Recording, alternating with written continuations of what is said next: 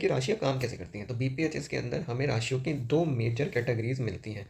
तो फर्स्ट है movable, fixed and dual. तो मूवेबल में आती हैं आपकी 1, 4, 7 और 10 राशिज, यानी कि एरीज, कैंसर, लिब्रा और कैप्रिकॉन।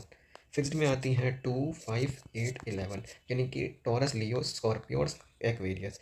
और ड्यूल में आती हैं 3, 6, 9 एंड 12।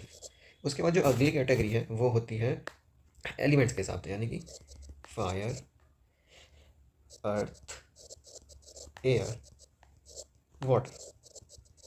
फायर में आते हैं आपके 1, 5 और 9।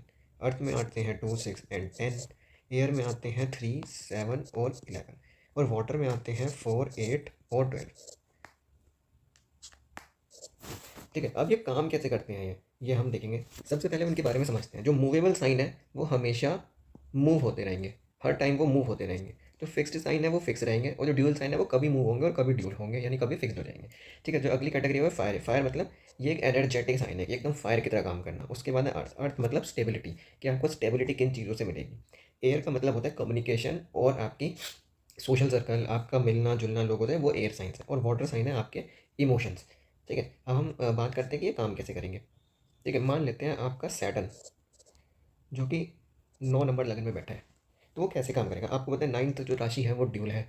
ठीक है, और जो 9th राशि है वो फायर है। तो सबसे पहले तो सैटर्न को यहाँ पे बहुत एनर्जेटिकली काम करना पड़ेगा। तो यहाँ पे धनु राशि हमेशा मिक्स्ड रिजल्ट देगी, यानी सैटर्न कर्म का कारक होता है। तो सैटर्न ऐसा काम करेगा जिसके अंदर उसे बहुत ज़्यादा फायर की जरूरत, यानी बहुत ज़्यादा एनर्जी की जरूरत हो। साथ साथ उसे ड्यूल नेचर भी रखना पड़ेगा, यानी वो कभी एक जगह टिक कर काम करेगा और कभी मूव करता रहेगा। यानी वो अपनी लाइफ में ऐसा करियर चूज़ करेगा जिसके अंदर चेंजेस तो आए पर इतने ना आए कभी, मतलब एक तरह से कुछ ऐसा करियर जस्ट लाइक कि वो कोई स्पोर्ट्स में हो सकता है। स्पोर्ट्स में जैसे कि स्पोर्ट्स में बहुत बार आपको घूमना पड़ता है, तो स्पोर्ट्स में ट्रैवलिंग होती है। पर स्पोर्ट मान लो कि वो एक स्पोर्ट खेलते, जैसे कि क्रिकेट, तो क्रिकेट जो होगा वो एक फिक्स्ड स्पोर्ट हो गया कि वो क्रिकेट से बाहर नहीं निकल पाएगा, यानी cricket is fixed. Travel is movable and cricket is fixed. तो ये एक ड्यूल पर्सनैलिटी हो गई, समझे। इसको हम दूसरे एग्जाम्पल से भी समझ सकते हैं। मान लीजिए कि आपका जो सन है वो एक तरह से स्कॉर्पियो साइन है।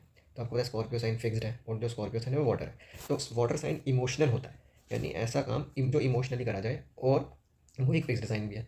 यानी कि ऐसे व्यक्ति के जो इमोशंस हैं बहुत ज़्यादा फिक्स्ड रहेंगे। तो सन क्या है, सन है गवर्नमेंट, या सन है आपकी ईगो, सन आपकी सेल्फ रिस्पेक्ट है, सन है आपके फादर। तो अगर हम फादर से पकड़ें तो ऐसे व्यक्ति के जो फादर होंगे वो एक फिक्स्ड नेचर के होंगे, और वो बहुत ज़्यादा इमोशनल भी होंगे। लेकिन वो अपने इमोशंस को बदल नहीं पाएंगे क्योंकि ये एक फिक्स्ड साइन है। ठीक है, तो और सबसे ज़्यादा जो आपको साइंस का जो रिजल्ट मिलेगा वो